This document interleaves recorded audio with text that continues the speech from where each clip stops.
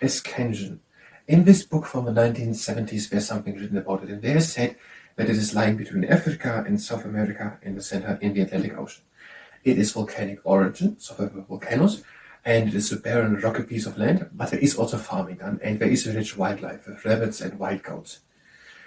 And it has 88 square kilometers and rises 850 meters high. It was discovered on Ascension Day 1501 by people from Portugal with their ships. It remained uninhabited until 1815. Then Napoleon, the Emperor of France, was exiled to St. Helena, and when a British naval garrison stayed on Ascension, and when in 1922, so 100 years later, Britain annexed Ascension and made it a part of St. Helena. It's said like that in the book. Now, and there are some people living, 1,000 people, from the 1970s, and there is a satellite station, a US airfield, and a BBC relay station. There are green turtles laying their eggs from December to May or March. And there are some people from St. Helena living on Ascension, 700 people. I don't know where St. Helena is. I don't know if it's long. That is according to the Reader's Digest Library of Modern Knowledge book 3, part 22, Regions of the Earth, written by Hugh Clayton, John Coyle, Michael Frenchman, and D.H. Sinclair, on the pages 1113 and 1114. But the views and opinions expressed here are from the book and don't necessarily align with my own or with the entities spoken about. Hi and welcome. I'm trying to learn international studies. Today, Ascension. And after we've done it, we're going to do leg injury prevention training. And if you participate in the leg injury prevention training, then it's at your own risk. And the book is from the 1970s. So all the information about Ascension are from the 1970s. Ascension. The barren, rocky peak of the island of Ascension in the Atlantic Ocean is of volcanic origin and is largely devoid of vegetation. I don't know what devoid means. Okay, it is here. We're in the Atlantic Ocean. We're between South America and Africa. Okay, it is a barren, rocky peak of island, and it is volcanic origin. And I think devoid means there's nothing. There's not much vegetation. It rises, also barren and rocky peak. It rises to 850 meters, 859 meters. The tropical island covers 88 square kilometers. So 9 times 9 kilometers. 9.5. And has about 1,100 inhabitants. So the books from the 1970s, we're going to say a few hundred. If we had not moved all the way, but a few hundred. Georgetown is the chief center. Ascension is rich in wildlife. Almost no vegetation, but rich in wildlife. Which includes introduced species such as rabbits, wild goats, and partridges, I don't know what they are. Green turtles land on the island from December to May to lay their eggs. Green turtles laying their eggs December to May. The island is also a breeding ground for the sooty tern? Okay, I have absolutely no idea. Although it is about 1,130 kilometers away, about 700 people from St. Helena have made their home on Ascension, and some land is farmed.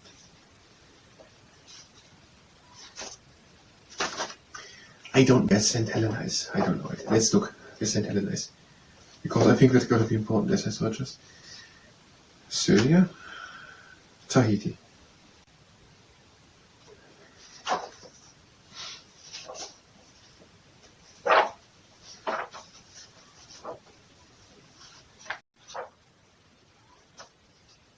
Hawaii, Honduras. St. Helena is not here. Okay. It is 1,000 kilometers away from St. Helena. But 700 people from St. Helena have made a home on Ascension. What do we find on Ascension, what we don't find on St. Helena? And some land is farmed by them, so do we have farmland there? No, whatever. There's also some farming done. Another few hundred expatriates worked at the Satellite Communication Center, opened in 1966, the US airfield or the BBC relay station. Can we say them? I think if we mention it is from the 1970s, the book, we can mention them. It's likely that they still exist. A few hundred people work at the Satellite Communication Center, at the US airfield, and also there's a BBC relay station. The Portuguese discovered the island on Ascension. Oh, that's why. On Ascension Day, 1501. It remained uninhabited until 1815. Now, I'm not completely sure which we're talking about, but we're talking maybe about this. I'm not completely sure. I don't want to offend anyone. It's just something in Christianity. And so on this Ascension Day, remembering the thing important in Christianity in 1501, some people from Portugal with their ships came there. It remained uninhabited until 1850, so until 1850 no one lived there. Then Napoleon was exiled to St. Helena, and a British naval garrison was stationed on Ascension. So Napoleon was exiled to St. Helena, and some British people with their ships stayed at Ascension. But it's 1,000 kilometers away. What were they doing there, relying to Napoleon 1,000 kilometers away with just having ships? Has it something to do with... No, Napoleon came back from St. Helena, or was it the final time? I don't know. At some time Napoleon was on an island. I think it was two times. I don't know where St. Helena is, so we can say I'm not able to connect it. It's just I'm wondering, why do they station ships 1,000 kilometers away from where Napoleon is exiled to? Okay, Britain annexed the islands in 1922 and made it a dependency of St. Helena. Okay, and so Napoleon was bent in 1815, so that was after Waterloo, when it was not the time when he came back. So Napoleon was sent to St. Helena, and British naval garrison stayed at Ascension. And in 1922, so 100 years later, Britain also annexed the island, which was uninhabited, and where they had a naval garrison, and made it a part of St. Helena. Was it Portuguese? Was it part of Portugal?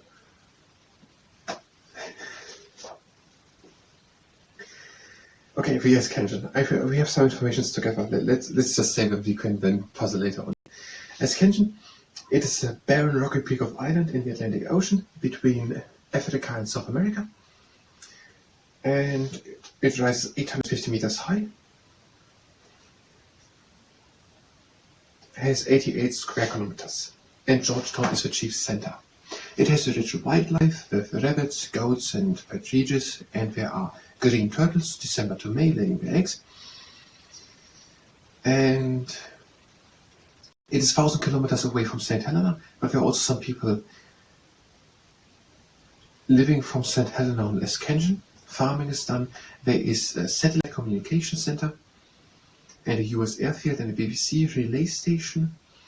It was discovered on Ascension Day, 1501, by Portuguese ships.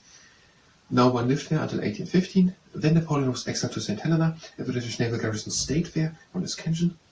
The Britain then annexed the island in 1922 and made it a part of St. Helena on the subsequent.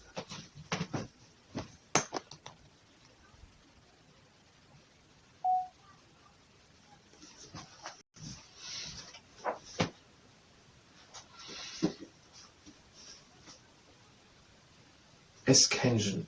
In this book from the 1970s, there's something written about it, and there is said that it is lying between Africa and South America in the center in the Atlantic Ocean.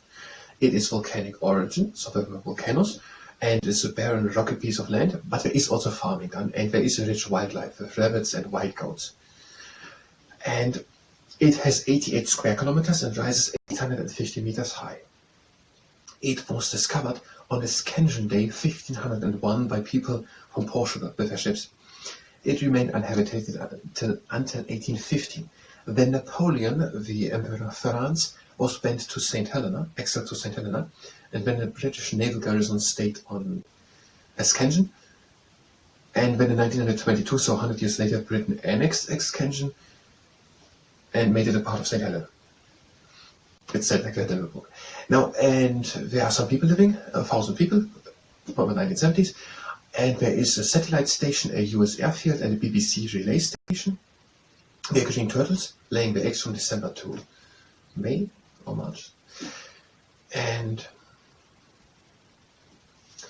there's some people from St. Helena living on Ascension, 700 people. I don't know where St. Helena is. I don't know if it's not. That is according to the Reader's Digest Library of Modern Knowledge, Book 3, Part 22, Regions of the Earth, written by Hugh Clayton, John Coyle, Michael Frenchman, and D.H. Sinclair, on the pages 1113 and 1114. But the views and opinions expressed here are for the book and don't necessarily align with my own or with the entities spoken about.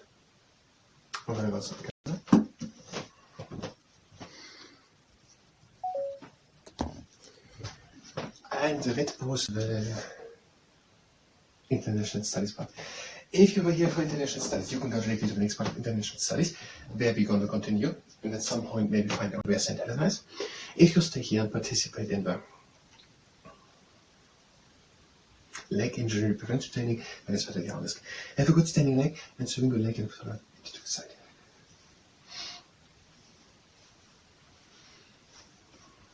And foot in front, foot to the side.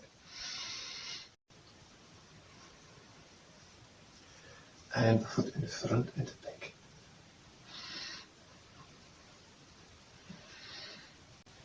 And the foot in front and back the other one. And now one leg up, hands out, and over cross. Middle over cross again. Middle and down. Our leg up, over cross. Middle and over cross. Middle and down. And the leg to the side, and lift the leg off the ground, place it again onto the ground. Other leg.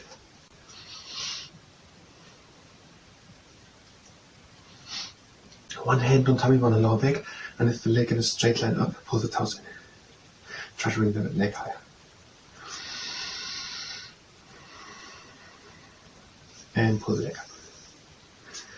And the other leg. Try to bring the leg higher and pull the toes in. And pull the leg up.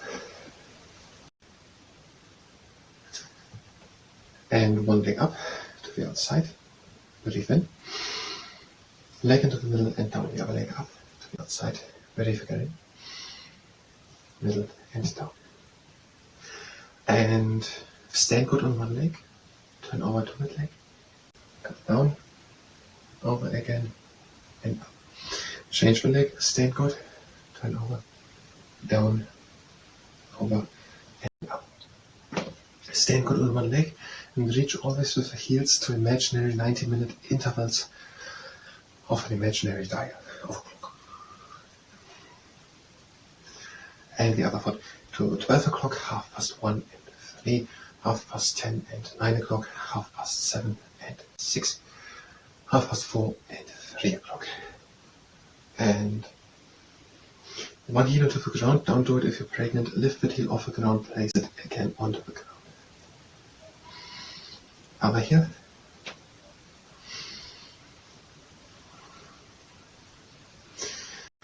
And the toes are pointing to the outside, breathe in the arms up. And breathe out, sink down. The hands onto the ground, come with the back up. And roll slowly with the round back up. Make it the top backwards. And the arms up. And again down. Hands onto the ground, come with the back up. And roll slowly up as we top it backwards, shoulder roll. And stand good on one leg, the other one in the air, and lean in front, and again back.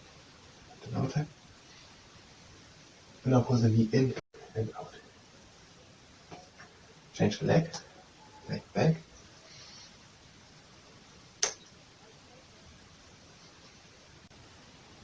And another time back. And then pull the knee in and again out. and back. And have a good standing leg. Place the heel of a mobile leg on top of the knee of a standing leg. Breathe in. And out and sink down. And change. Other heel on top of the knee of a standing leg. Breathe in. And out. Again up. Legs to sides. Breathing down.